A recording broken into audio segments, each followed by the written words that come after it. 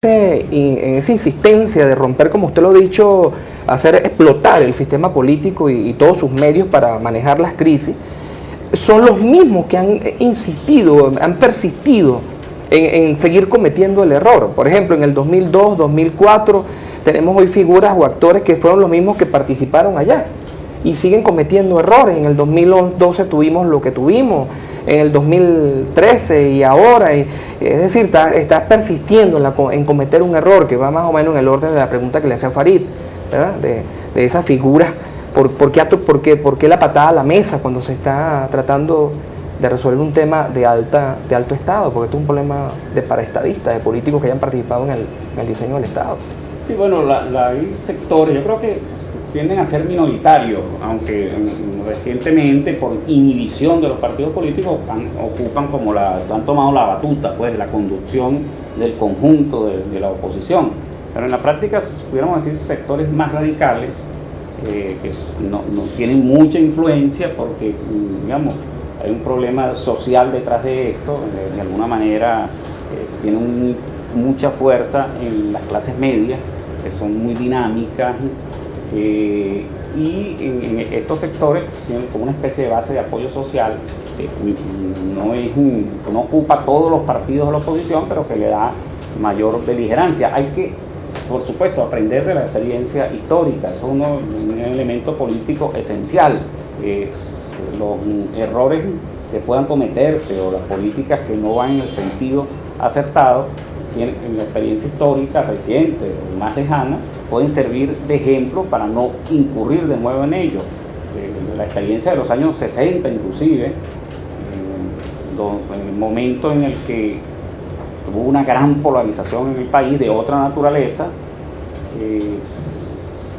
hubo un inmediatismo por parte de fuerzas políticas, en aquel entonces de izquierda, recurrieron a las acciones violentas de calle, y en los años 59, 60, y posteriormente a errores y equivocaciones más grandes, en lugar de inscribirse dentro del sistema y hacerlo evolucionar desde adentro.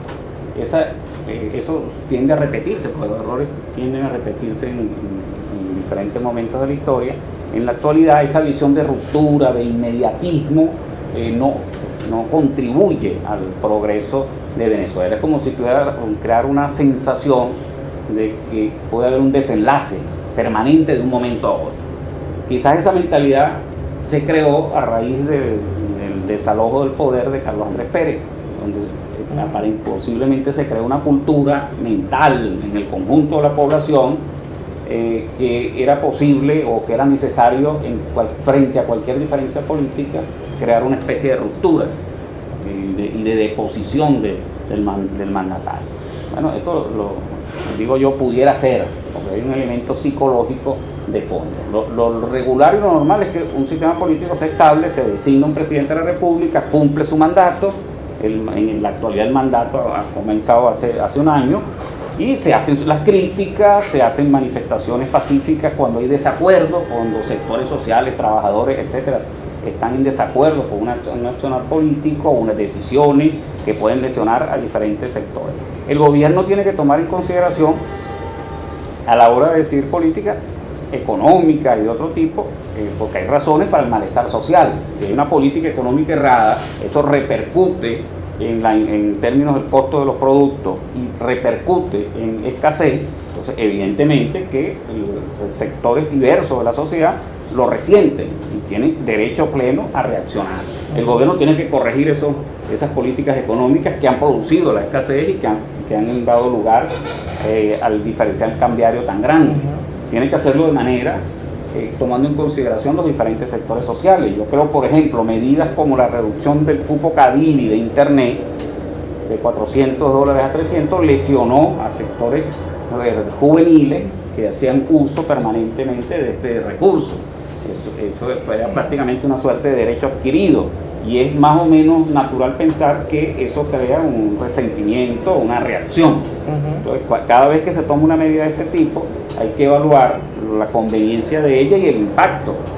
Por ejemplo, una devaluación desmesurada o una unificación inmediata del tipo de cambio puede provocar que suban los precios de los bienes de primera necesidad, y eso atentaría contra los sectores populares. Usted... Entonces, lo que siempre que se tome una medida de carácter económico es tener en consideración tanto a los sectores populares como también a las clases medias.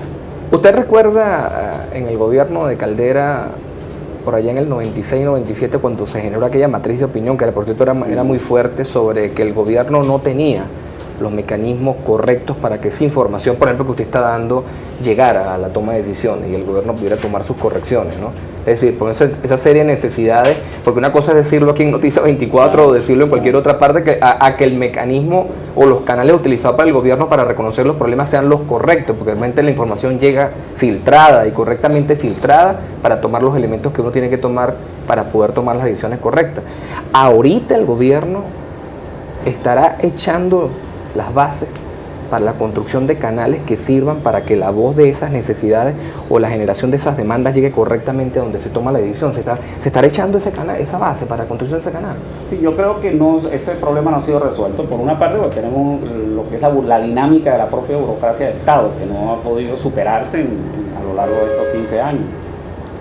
Luego, creo que hay un problema frente a las clases medias, en particular, de atención y de comprensión, porque la clase media aquí es un sector muy extenso, o sea, no es que es un pequeño sector, es muy extenso, y sus inquietudes y sus preocupaciones tienen que ser tomadas en cuenta, tanto la de naturaleza económica, sus expectativas de futuro sobre todo, como aquellas de tipo político. Creo que todo esto tiene que ver mucho el lenguaje, el discurso.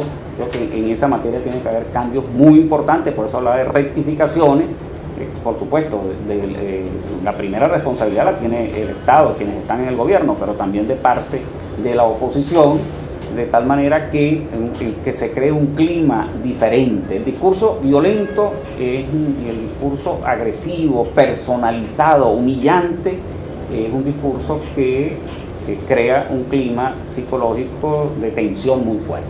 Entonces, el Estado tiene que corregir en su capacidad de oír y de escuchar a los diferentes sectores y tiene que tener criterios. No todos los funcionarios lo tienen.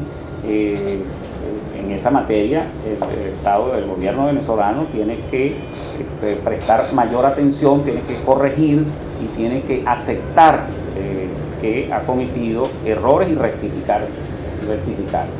Okay. Ahora, en este tema de la rectificación, porque insisto, creo que estamos en un momento en donde, a diferencia de lo que usted ha dicho, se ha abierto un espacio en donde incluso usted comentaba que el gobierno ya empezaba a tomar en cuenta planteamientos concretos de áreas de producción concreta para resolver problemas que están afectando pues, a sectores productivos que son, por supuesto, relevantes para, sobre todo, el tema de la adquisición de los venezolanos de esos productos de la canasta básica. Ahora bien, hemos visto que el gobierno o los factores cercanos al gobierno han participado y han estado volcados a estar dentro de estos esfuerzos de articulación. Pero hemos visto que la oposición ha estado dividida y ha estado fuertemente dividida entre quienes participan y quienes no participan. Hay un sector de la oposición que incluso lo que sucedió con Un Nuevo Tiempo, que la propia decisión de uno de participar ha generado incluso hasta fraccionamientos internos dentro de este partido, pero también ha generado fraccionamiento interno dentro de la propia mesa de la Unidad Democrática. ¿Cómo usted evalúa el estado del arte actual de la oposición venezolana? Sí, existe un fraccionamiento. Digamos, el centro neurálgico más importante es los partidos políticos de la mesa de la unidad. En este caso tiene una alta responsabilidad Acción Democrática, Un Nuevo Tiempo, COPEI y Primero Justicia, que lo han manifestado del criterio de participar en los próximos procesos electorales y realizar los cambios a través de la participación electoral. Entonces, estas organizaciones tienen que, a mi manera de ver, sé las dificultades que tienen por la presión que pueda existir, pero tienen que, digamos, afianzar esa voluntad de cambio a través de los procesos electorales. Tienen que reafirmarlo, ¿no? Y avanzar más fuertemente en esa dirección. Existen otros sectores dentro de la misma mesa de la unidad y fuera de la mesa de la unidad que son más bien partidarios de una ruptura política en el esquema de la vida institucional venezolana.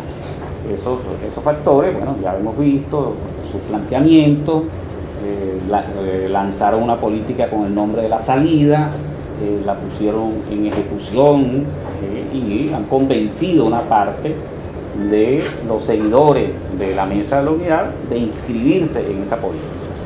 Sin embargo, yo creo que todavía las organizaciones partidistas y la misma MUD puede recanalizar hacia los procesos electorales toda esa energía social que expresa malestar, que expresa inquietud, pueden recanalizarlo hacia el escenario institucional y hacia el escenario electoral. Para ello se requiere, por supuesto, propuestas como la salida están muy lejos de canalizarse hacia los temas electorales. No, yo no digo la propuesta de la salida, sino canalizar a los sectores y a los electores y a los seguidores de la oposición hacia una estrategia de naturaleza electoral. O sea, por supuesto, yo digo, existe una fractura, existe una corriente que se ubica en el esquema electoral y una corriente que se ubica en el esquema de la llamada salida. Esas son dos corrientes, pero creo que la corriente que puede convertirse en la corriente mayoritaria, si los partidos políticos realizan un esfuerzo, es la corriente que empuja hacia la participación en los venideros procesos electorales. Vamos a hacer un esfuerzo que deben realizar las organizaciones partidistas, porque en fin de cuentas la mayoría del país y la mayoría de los seguidores, no solo del gobierno, sino de la oposición, son partidarios de la paz y están en desacuerdo con esquemas de violencia, aunque sean de baja o de mediana intensidad. Vamos a hacer un cortecito y ya regresamos entonces con Visión Crítica.